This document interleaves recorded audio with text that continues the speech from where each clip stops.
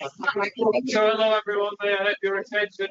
We continue with the last session, session 3, spaces and objects in time. And this session brings together these three case studies that explore ways in which painting, sculpture and architecture embody or imagine time in the Italian Renaissance. The papers investigate how historical consciousness inform artistic choices, how objects accumulate meaning across centuries, and how time is played out within complex interior structures. The first speaker I'll introduce is Ben Thomas. Ben Thomas is Associate Professor in History of Renaissance Art at Trinity College in Dublin. In 2017, he co-curated with Catherine Whistler the award-winning exhibition Raphael, the Drawings at the Ashmolean Museum in Oxford. In addition to many articles on a wide range of topics, he has recently published the book Edgar White and Modern Art in Defense of Marginal Anarchy, and he's currently working on 2 projects. One that's entitled Multiple Histories, Episodes in the History of Printmaking, and the second one is The Descent of Memory, Darwin, Westwood, Butler, and Waller. His love of Italian Renaissance art was kindled at the University of Oxford in 1989 when he was tutored by Gervase on the final year course, The High Renaissance in Florence and Rome. This paper is entitled Behind the Image, Time and the Sassetti Chapel in Santa Trinita, Florence. Ben, the floor is yours. Thank you very much.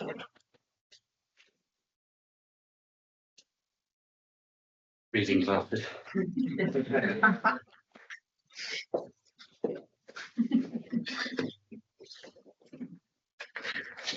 So this is an element of repetition compulsion.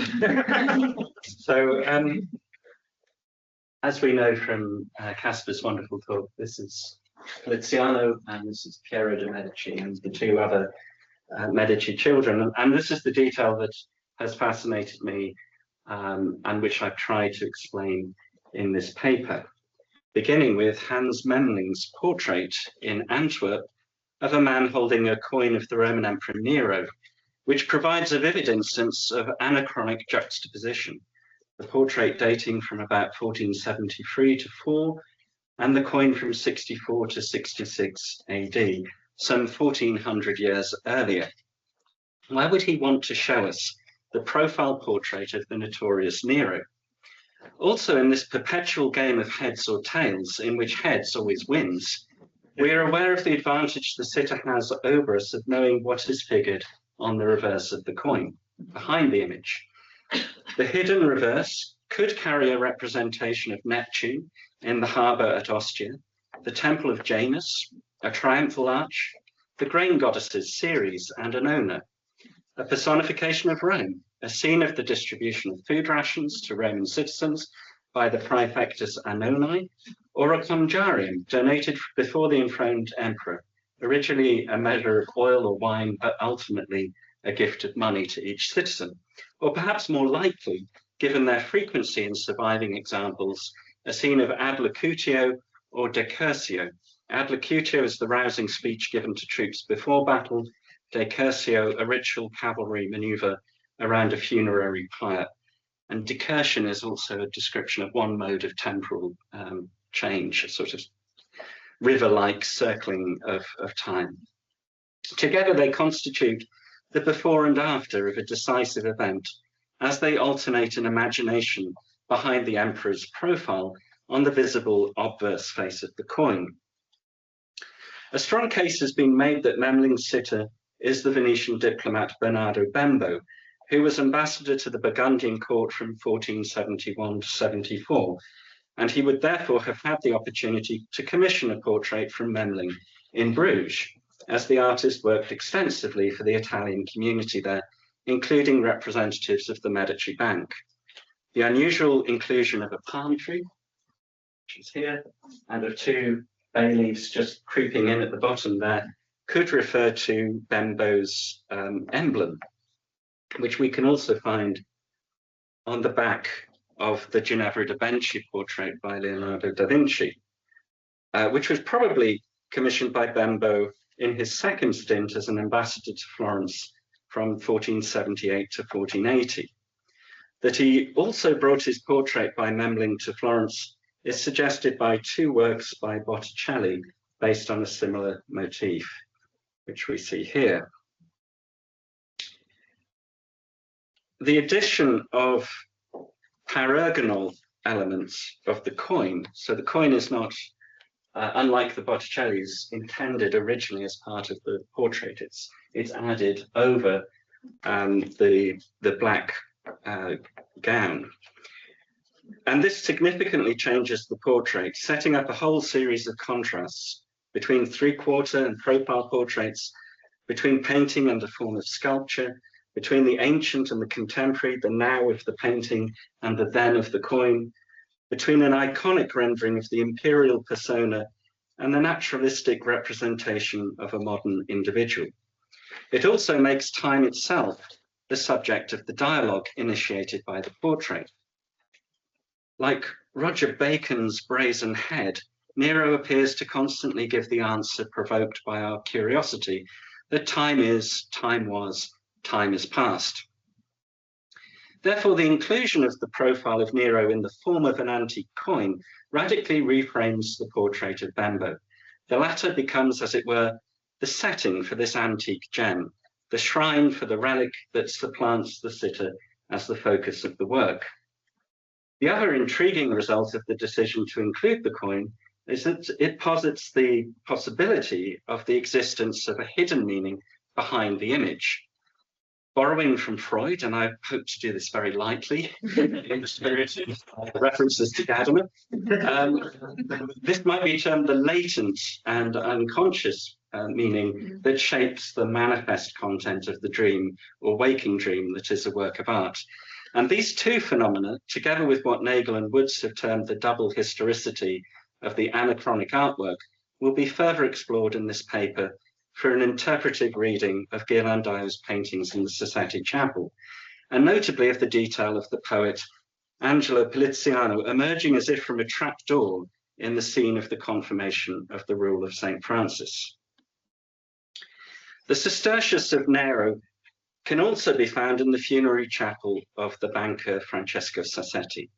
To the upper right of the niche containing the tomb of Sassetti's wife, Nera de Corsi, an accurate rendition of the De Cursio version of the reverse of this coin is painted in grisaille, showing two horsemen carrying out a cavalry maneuver. You see that up here, and this is the Sestertius of Nero with the De Cursio, and the other quadriga comes from another Roman coin. And we have similar quotations from the reverse of Roman coins on either side of Francesco Sassetti's tomb. Within the fictive architecture of the monochrome triumphal arches framing the chapel's funerary niches, these pedantically accurate versions of the reverses of imperial coins function like the spolia in the Arch of Constantine, reused fragments surviving from an earlier period with a seemingly random iconography. They presumably represent actual coins available to the artist, owned by the patron or perhaps even by his political mentor, Lorenzo de' Medici. An interest in the evidence for the ancient Roman origins of Florence was shared by Sassetti with the scholar Bartolomeo Fonzio, who is sometimes credited as the author of the chapel's iconographical program. One irony of the inclusion of Roman coins in the decoration of a chapel dedicated to St. Francis, along with the Nativity, is that the Franciscan rule, which Ghirlandaio painted being approved by Pope Honorius III in a fresco above the altar, strictly forbids the friars from receiving money. And we're told by the saint's biographer, Saint Bonaventura, that none was ever so greedy of gold as St. Francis was of poverty. By contrast, Francesco Sassetti was deeply involved with money as the general manager of the Medici Bank, described by Lorenzo de' Medici as nostro ministro. Sassetti ran the business while Lorenzo ran Florence, but his track record involved supporting speculative ventures that bankrupted the Bruges branch, and by 1488 he made his will before setting out for Lyon to rescue another failing subsidiary of a loss-making business. And here is the overview of the chapel with Sassetti. And here we have the beginning of St. Francis's spiritual journey, which involved the renunciation of his earthly father's goods and the symbolic act of stripping naked in public. In this, he was literally adopting the instruction of Christ: go and sell that thou hast and give to the poor, and take nothing for your journey. Ghirlandaio's treatment of this episode refers to the previous cycle by Giotto in the Bardi chapel of the Franciscan church, Santa Croce in Florence. Where the artist departs from this authoritative precedent, it is to emphasize the parallels between the life of the saint and that of the donor. For example, in the renunciation of worldly goods, the landscape background in Ghirlandaio's fresco may refer to Sassetti's youthful employment at the Geneva branch of the Medici Bank. What is more significant here is that the naked Francis, threatened by his angry father, as in Giotto's fresco, is covered by the cloak, not of a bishop, but by what looks like a Florentine citizen. So maybe service to state comes above service to family. The chapel in the Vallombrosan Church of Santa Trinita had been acquired by Sassetti around 1478 to 80. Ghirlandaio was probably commissioned to decorate the chapel and provide an altarpiece at this time. However, he was engaged in Rome in the Sistine Chapel during 1481, and then in the Palazzo Vecchio in Florence from 1482. So it's likely that the work began on the Sassetti Chapel in 1483 and was completed in 1485, the date inscribed on the altarpiece and the chapel wall. Judging by a drawing by Ghirlandaio in Rome, this is just one of two sides I'm showing you, a scene of the apparition of St. Francis at Arles was originally intended for the Sassetti Chapel, as it had been included in the Bardi Chapel. And this was replaced by the posthumous miracle of the raising of the notary's son, a less important story in the Franciscan legend, which occurs out of chronological sequence. In addition, the incident is transposed from Rome to the piazza in Florence, directly outside Santa Trinita. And the miracle is witnessed by members of the Sassetti family, along with the artist. As Warburg argued, this substitution was prompted by the death of Sassetti's eldest son, Teodoro. And here's the scene. And the birth in the same year of another son who was given the same name. There's a sort of succession obsession in the frescoes around father and son relationships. Another surviving drawing, I'm going to skip here, demonstrates that Ghirlandaio also revised his design for the fresco above, the confirmation of the rule of St. Francis. And I'm just showing you here another coin of Nero. So this is the Conjarium, which has a sort of similarly stepped supplicant approaching a seated emperor. So the drawing shows that Ghirlandaio had already planned to place the encounter between saint and pope in the middle ground in a complex architectural setting, and to introduce paragonal elements, figures extrinsic to but ornamenting the narrative, who enter the work from below in the foreground. Warburg was wrong, therefore, to see the device of the stairway, as he called it, as an improvisation produced so as not to obscure the central narrative. The changes introduced to the mural are adapted to this original design preserved in the Berlin drawing. Warburg was correct, however, to interpret this as a major revision. Ghirlandaio and his patron can hardly have planned so tragic a collision from the outset, Warburg writes.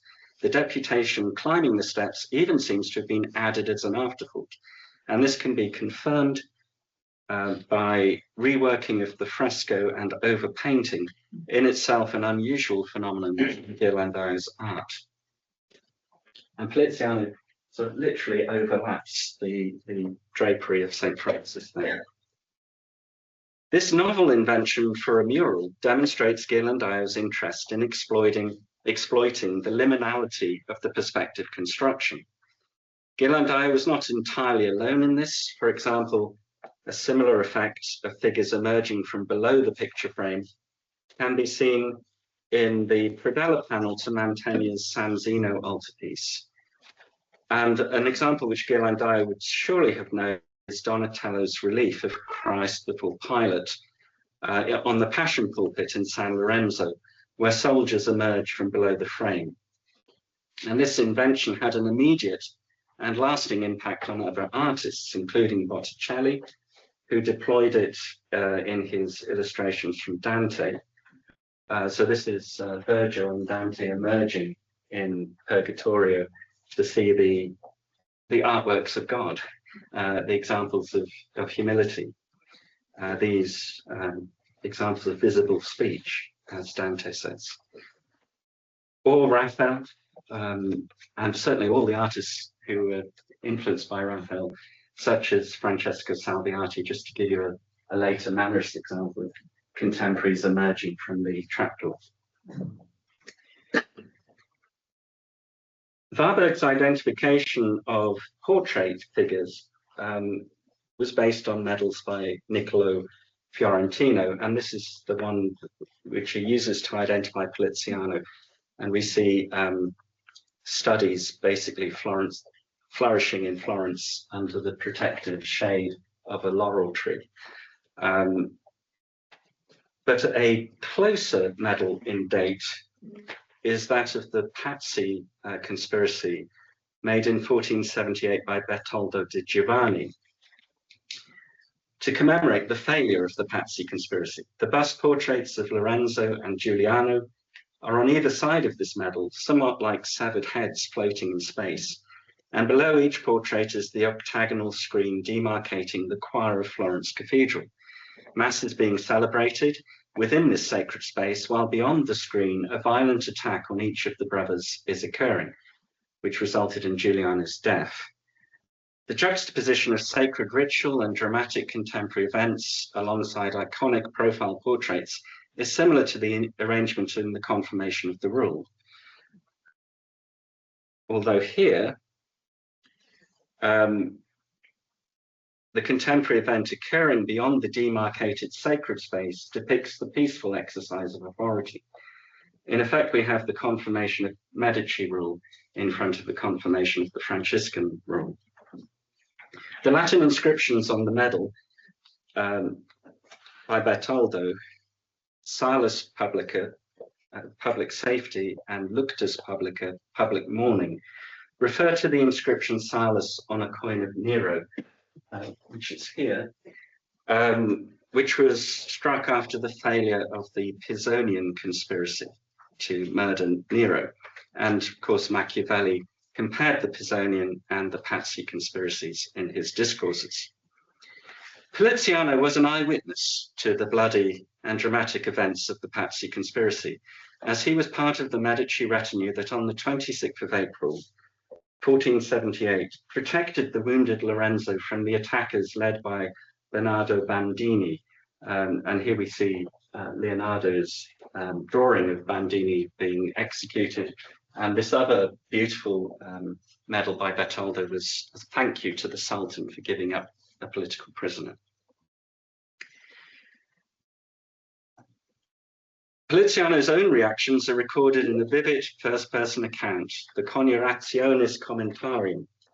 Relevant to the interpretation advanced here is the fact that Lorenzo was shielded from seeing the dead body of his brother Giuliano, but that on leaving the cathedral, Poliziano himself happened upon it, full of wounds, all bloody and miserably dead.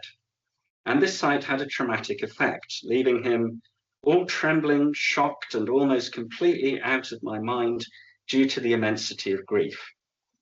Later in the day, Poliziano remembered coming to the Piazza della Signoria because things had already calmed down at home. The piazza that we see in the background, the events transposed to Florence from Rome. So Poliziano comes to the piazza and he sees many bodies dragged and thrown to the ground and much mocked and cursed by the people. According to Poliziano, the Florentines' gruesome revenge on the Pazzi was motivated by concern for Lorenzo, quote, in whose health consisted the well-being of the whole Florentine Republic.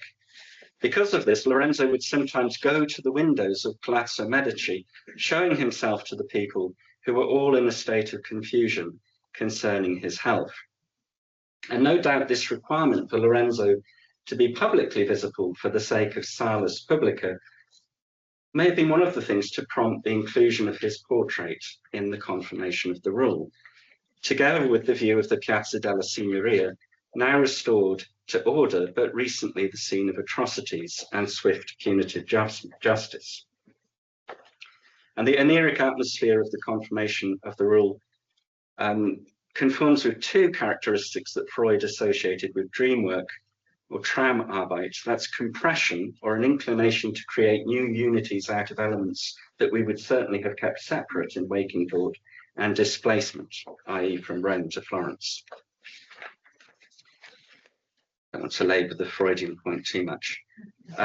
So the imagery on the reverses of Roman coins was interpreted during the Renaissance both as dreamlike and bizarre, and also as reliable historical evidence. And Poliziano frequently refers to the Roman coins in the collection of Lorenzo de' Medici in his Miscellanies, which he cites as evidence in resolving historical and even philological questions. Perhaps the most significant of Poliziano's commentaries in this context is his explanation of the iconography of the silver denarius of Brutus, inscribed the Ides of March. And interestingly, Lorenzo was so impressed by this coin and that he adopted the imagery as a Medici emblem of the freedman's hat and the daggers, recombining them with the motto Salus Publica. Now, according to Borsuk and Offerhaus, Ghirlandaio made one other major revision to the Sassetti Chapel murals, which was to add two onlookers to the verification of the stigmata, these two here at the side. One of whom they claim is Poliziano, so he would be the only person in their analysis represented twice in the chapel other than Francesco Sassetti. If this is the case and the identification is not universally accepted, then this revision could represent a transference, again in a Freudian sense, of the poet's traumatic reaction to encountering Giuliano's bloodied body to the miraculously wounded body of St. Francis. It's worth dwelling a little on Ghirlandaio's scene of mourning because of the prominent inclusion of a male figure looking down on Francis's body and, like doubting Thomas, touching the wound in the saint's side. The figure in Ghirlandaio's fresco is not a knight, as in Bonaventura's attack. He is bareheaded, but not tonsured, and wears the red overcoat, the lucco, of a high-status Florentine citizen, through which blue sleeves show. Another similarly dressed and coiffed figure in the Sassetti Chapel is that of Lorenzo de' Medici in the confirmation of the rule. So there's the comparison of the two portraits of Poliziano. And is this man Lorenzo? I'm suggesting it is, but you will tell me if I'm wrong. Could this be Lorenzo? And if so, is he mourning his dead brother Giuliano? Strangely enough, Poliziano had prophesied this grievous loss when, in a curious prolepsis, he described in his stanza Pella Giostra how the Medici feared for Giuliano's safety when he failed to return from the hunt, having fallen in love with the beautiful Simonetta. Ciascun si sta per la paura incerto, gelato tutto. So everyone was frozen with fear for Giuliano. So this is before the assassination. Following the Pazzi conspiracy, Poliziano quarreled with Lorenzo's wife Clarice and departed into exile, touring northern Italy and staging his drama of Orfeo for Cardinal Francesco Gonzaga at the court in Manchester, the myth of Orpheus. He refers in the Miscellanies to this period. I went into exile until by the particular kindness of Lorenzo de' Medici, I returned to this city.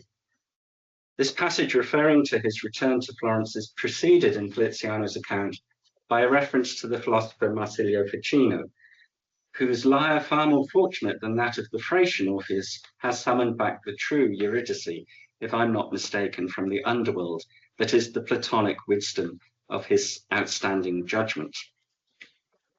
And there's something a little bit of the supplicant about Poliziano. Could there be an allusion to his return to favour? Or possibly even in the context of Plato banning poetry from the Republic, this is, and Augustus as well, was approved of that this is poetry returning to Florence. A A translation exercise that Poliziano said for Piero, the young man here, demonstrates his awareness of life's mutability. This life of ours slips away like a water of a river. And I am so afraid when I see the earth open up to swallow our bodies that I dare not open my mouth. And yet in Ghirlandaio's fresco, Poliziano led Piero down underground as Virgil guided Dante, revealing to him the origins of Florence, the city he would one day rule. Its founder was Augustus. It was laid out in Rome's likeness and named after sacrificial rites. Initiated into the mysteries concerning the city's foundation, Piero is guided from the distant past to the present day.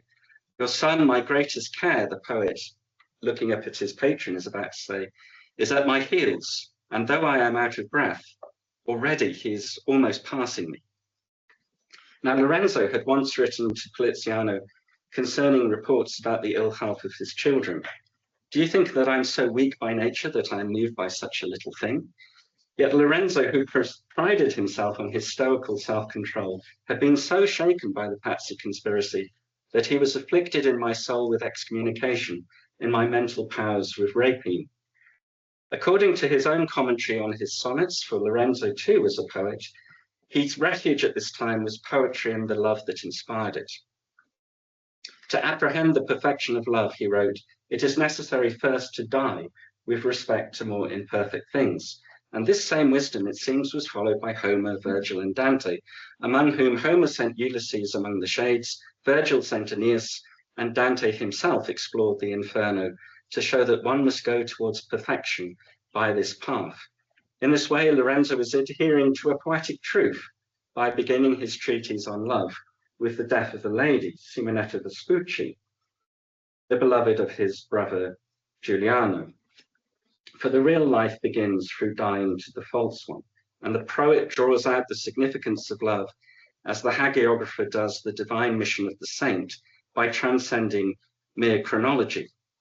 Lorenzo's left hand admonishes Poliziano not to turn back.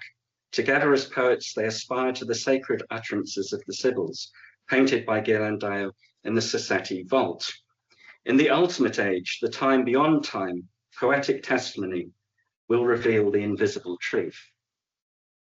So to conclude, whatever the occasion that prompted Ghirlandaio's patrons to include the portraits of contemporaries in the confirmation of the rule and set it in Florence, and the return of a diplomatic mission led by the young Piero de' Medici to greet the new Pope Innocent VIII in 1484 seems a persuasive explanation.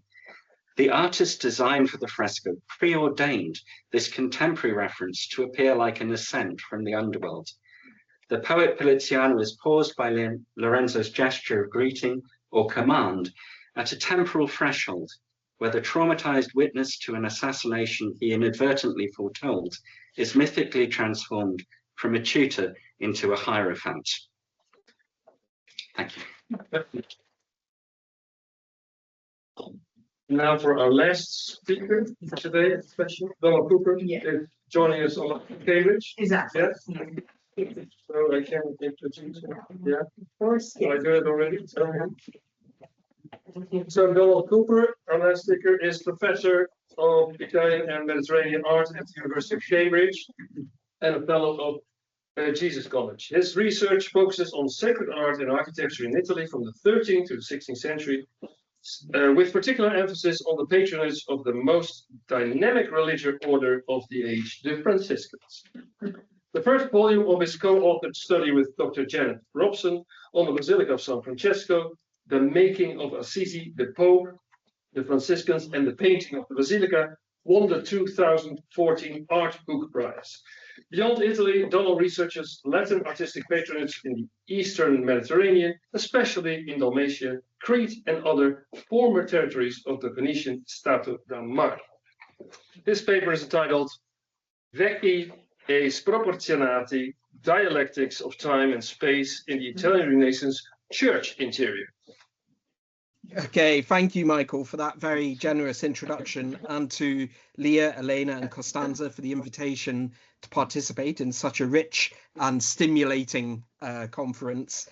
And my apologies to everyone for not being with you in person today at NIKI as planned.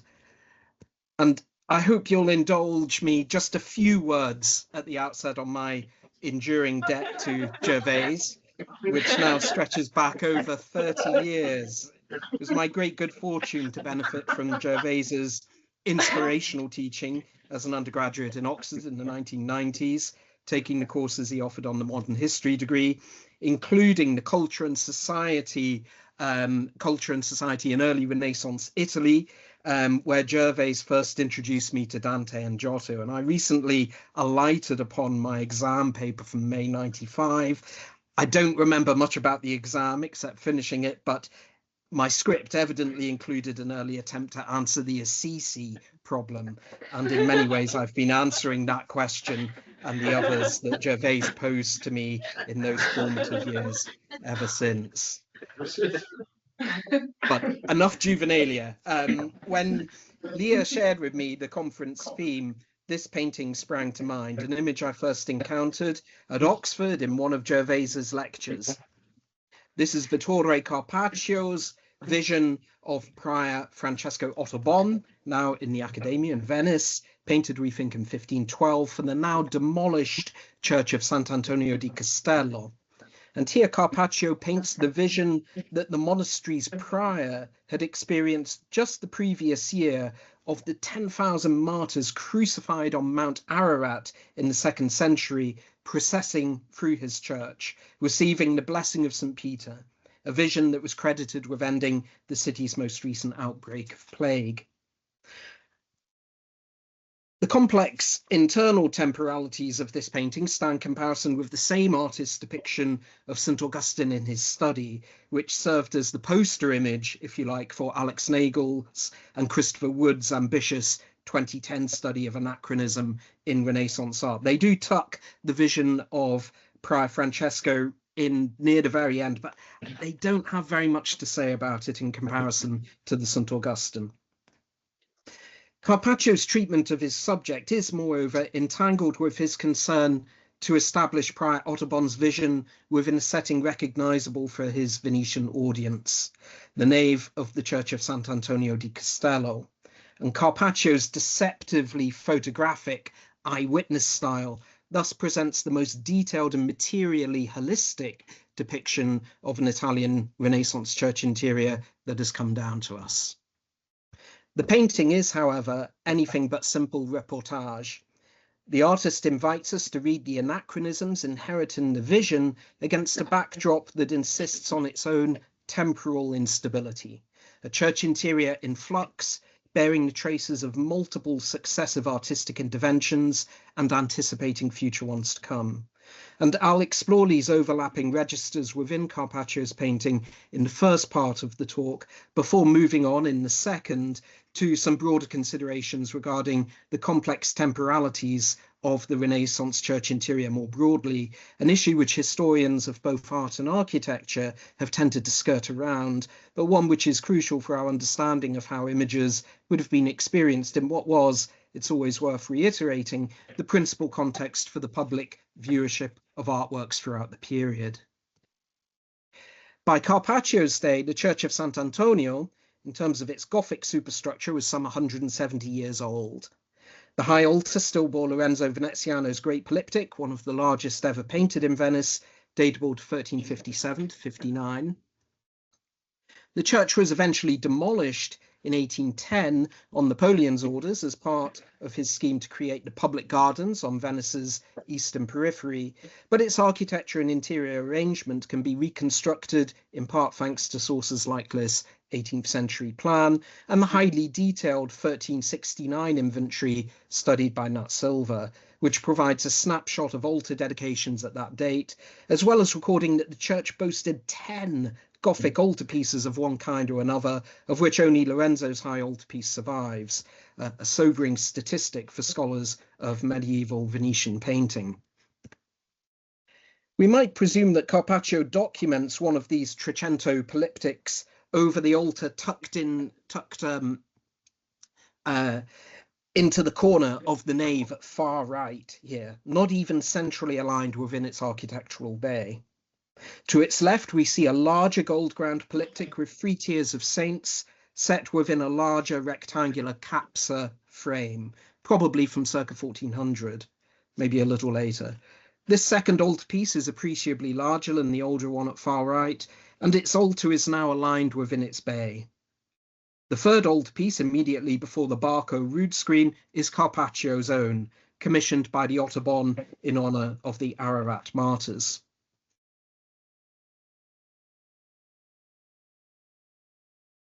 It boasts an elaborate marble frame, and its outer fresco decoration fills most of the bay. The relevant Gothic arch of the nave arcade does not have a crossbeam like the previous two bays, which serve as decks for ex voto offerings of wax, miniature flags, and model ships. Quite possibly, the beam in front of the Ottoman altar had recently been removed, so as to afford the congregation a fuller view of the new altarpiece ensemble. While Carpaccio's painting is likely to have reflected the arrangement of altarpieces within the church, it's hard not to conclude that, however opportunistically, the artist is also positioning his own work within a progressive lineage, right to left, of Venetian sacred art stretching back into the 14th century, reflecting not only on the morphological and material development of the altarpiece format, but also its increasing scale, associated framing elements, and visual domination of its architectural surroundings. The situation is complicated by the fact that Carpaccio, it seems, had not yet painted the full altarpiece for the new Ottoman chapel when he executed the small canvas of Prior Francesco's vision of the martyrs processing through the church. The latter is usually dated to 1512, whereas the altarpiece depicting the martyrdom of the 10,000 on Mount Ararat, also now in the Academia, was only completed in 1515. And this has led to some doubt as to what exactly Carpaccio is showing us in advance within the frame of the Ottoman altar in his miniature depiction of 1512. The composition with trees to the right seems to be closer to the only preparatory sketch, now in Washington, that can be linked to the martyrdom altarpiece.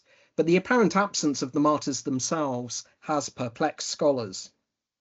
But perhaps we should not underestimate the sophistication of Carpaccio's meta-imagery here. Could the martyrs be absent from their altarpiece because they're present, envisioned by Prior Ottoman and then once more by Carpaccio in the church? The artist's attention to detail is really remarkable, as his fine brushwork battles with the coarse weave of the canvas. And the stone frame may already have been realized in anticipation of the altarpiece. It may have been available to Carpaccio in 1512, and its design and materials at any rate are represented with great care. And I don't think it's been noticed, and we really need higher resolution photography here, that the column bases incorporate Ottoman armorials. You can just pick out the diagonal stripe. They only get the imperial eagle later in the 16th century, so one wouldn't expect to see that here. Away from the Ottoman altar, Carpaccio would have known that other elements of the church interior, as he rendered it, were on borrowed time. The wooden barco was already scheduled to be replaced with a masonry structure commissioned from Sebastiano da Lugano, for which a design drawing survives in the monastery's archive, and that's usually dated to 1504-5. The renewal of the older altars in the south aisle, depicted, one might say documented by Carpaccio, was also on the cards. The patronage of the central altar switched to the Pasqualigo family in 1513, while the altar in the corner passed to the Capello, who in 1532 commissioned this altarpiece from Bonifacio dei Petati, now lurking in the Academia deposits, as a replacement for the modest and dated Trecento polyptych recorded by Carpaccio. Now, Bonifazio's painting interests us chiefly for its dimensions, which are nearly identical to Carpaccio's 1515 altarpiece, indicating an attempt to develop a degree of visual harmony and symmetry within the nave space.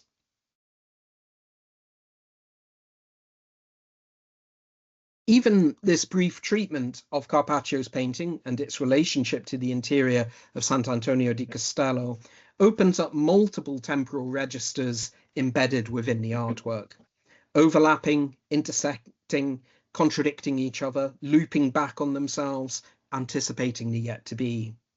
Carpaccio depicts a miraculous vision which had occurred in the near present, experienced only the previous year, of saints whose legendary martyrdom had occurred 1300 years previously, blessed by St. Peter, alive 2 centuries before that, but accompanied by a timeless angel. You can just see the angel kneeling to the right of St. Peter, an inconspicuous detail that signaled to the attentive viewer the scene's otherworldly nature and its temporal collapse. On one level, this discussion makes a contribution to debates around anachronism and meta-imagery within the parameters of the Renaissance artwork, as well as reminding us, as Peter Humphrey's recent exhibition so amply demonstrated, that Carpaccio's sophistication belies his persistent storyteller reputation. But Carpaccio's approach to his subject and its setting also opens up a broader set of questions pertaining to the temporalities of the church interior, understood at building scale, issues relevant not only to Sant'Antonio di Castello, but in fact to the majority of historic church buildings in pre-modern Italy. Issues, however, which are rarely addressed directly in the literature. In the closing section of the paper, or the second section, I think I'm making quite good time. Let's see. In the closing section of the paper, I want to widen our scope to consider these issues, drawing in some further examples. And we can start with the iconic Studies of Time and Ecclesiastical Architecture by Howard Burns and Marvin Trachtenberg, which have the value of extending a field of interpretation between the lifespan of an architect-author, but which both still privilege the assumption of a coherent architectural plan standing behind a building, either in Burns's case, one to be locked into place to an unchangeable degree, or in Trachtenberg's case, one that is retrospectively retrosynthesized into a resolved state. But increasingly comprehensive monographic studies of specific church buildings suggest the need for a more expansive approach to acknowledge the multiple, extended, overlapping temporalities of major ecclesiastical monuments, where any perceived state of completion is placed under repeated negotiation and constitutes in any case a shifting and usually elusive target. The church as a constituted sacred space can be reassessed as surprisingly responsive and malleable, especially in the form of the addition, renewal or replacement of altars, chapels and other monuments sponsored by lay donors, but also more dramatically in terms of core elements, high altars and their chapels, choir precincts, even a building's orientation. The diachronic complexity of these processes can be effectively represented in digital renderings with time slide functionality, like this example of the Eremitani Church by the University of Padua, which extends up to the building's semi-destruction in the Allied bombing of Padua in the Second World War. For me, at least, the most useful intervention in this space is Caroline Bruzelius's 2014 book, Preaching, Building, Burying, which attempts a wholehearted methodological recasting of Italian ecclesiastical architecture, especially the large mendicant churches that have traditionally been undervalued by architectural historians as basic, uninteresting, at best functional. Bruzelius argues for mendicant architecture as a socially negotiated practice with a strong organic quality, fundamentally episodic in its temporal unfolding, and ultimately open-ended for as long as the institutional frameworks and societal conditions that sustain these buildings persisted, as in Italy they generally did through to the advent of Napoleon.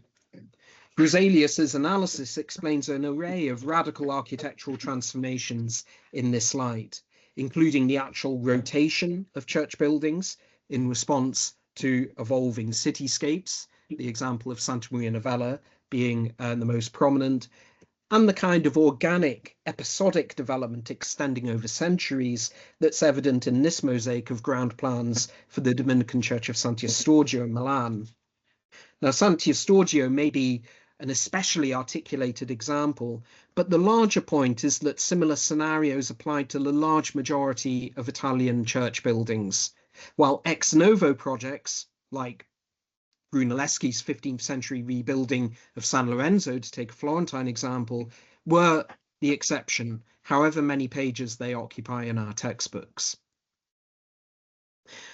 Even in buildings which remained relatively stable in terms of their architectural superstructure, the landscape of altars, chapels, tombs, and other monuments was often in a state of more or less constant flux. And we can take as an example another lost church, this one in Florence, San Pier Maggiore, substantially demolished in the 1780s, with vestiges now embedded in the apartment buildings that were erected within the shells of its walls. And the most recognizable feature of the church still visible today is the 17th century facade that you see at the right there. While the nave beyond is a side street open to the sky. And here are some photos of bits and pieces of the church which are tucked away nowadays in private apartments in the surrounding buildings. The plan of the church, however, can be reconstructed in some detail, thanks to sources like Zocchi's 18th century figure ground map of Florence. And with the help of visitation records, we can track the changing fortunes and shifting sponsorships of the 20+ altars and chapels that were crowded into the building. And this is a key slide in really a mosaic montage of artworks from different periods, publicly visible within the church, accumulating over the centuries, in some cases being displaced from one chapel to another as new paintings arrived, while others experienced reframings to update their appearance. And it bears repeating that this heterogeneous, fundamentally non-linear spectacle was the more common way sacred art was experienced in pre-modern Italy. Now, my interest in San Pier Maggiore developed in the context of a collaborative project with colleagues at the National Gallery, which sought to recontextualize altarpieces now in London, which had provenances from San Pier. Most especially the mighty high altarpiece painted by Jacopo di Cione in 1370-71. And I just show you here the little video that we created, the filmetto, which reinstates the high altarpiece within the church. Some of you may have seen this on other occasions.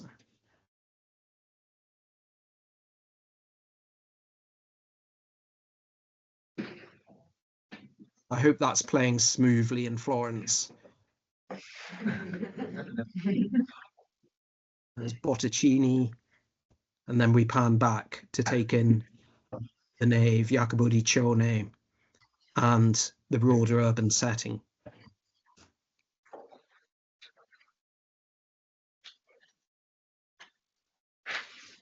Go.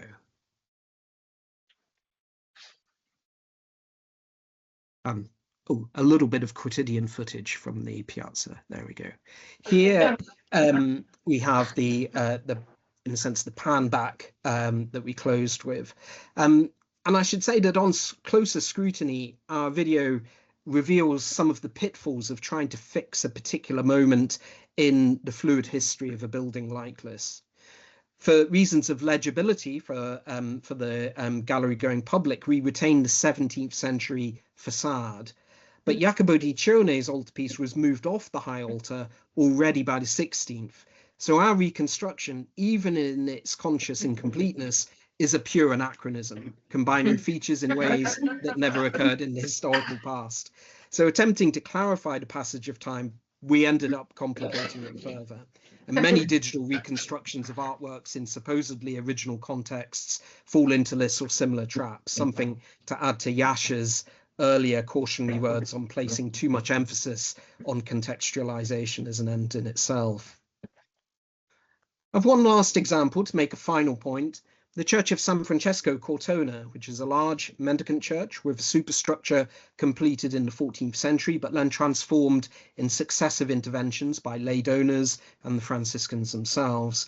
And we know much more about this church thanks to this open access volume of essays. I show you the cover here, published just a few weeks ago by La Scuola Normale and edited by Giovanni Giura and Simone Allegria. And I have an essay in the volume, but there's lots of new material here. It's really transformed our understanding of this building.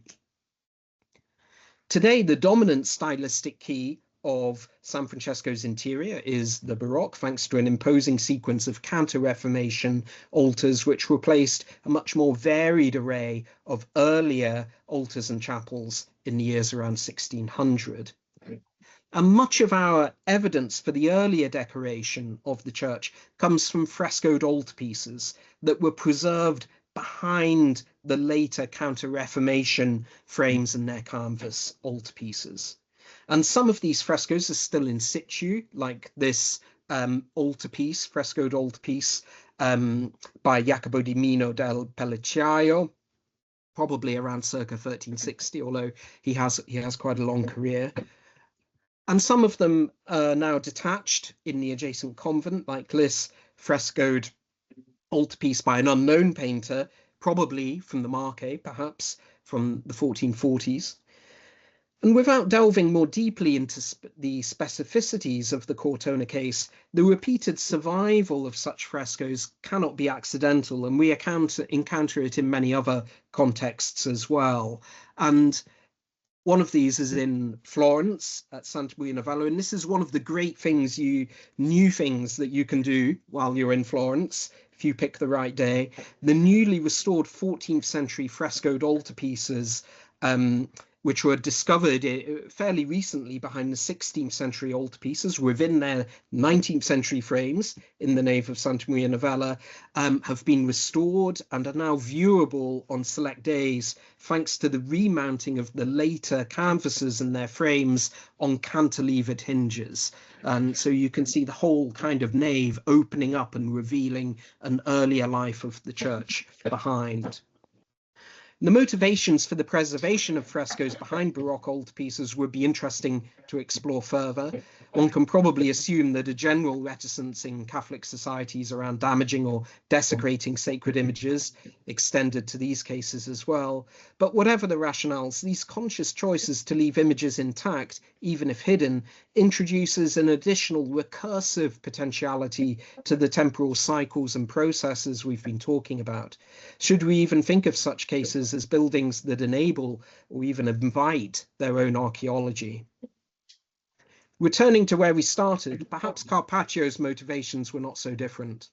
In what was likely to have been a novel kind of ex voto image, although we're not entirely certain about the function of this painting, Carpaccio sought to capture a miraculous moment in the near past, taking care to document an interior that he probably knew would soon be swept away by a wave of fresh patronage and attendant commissions.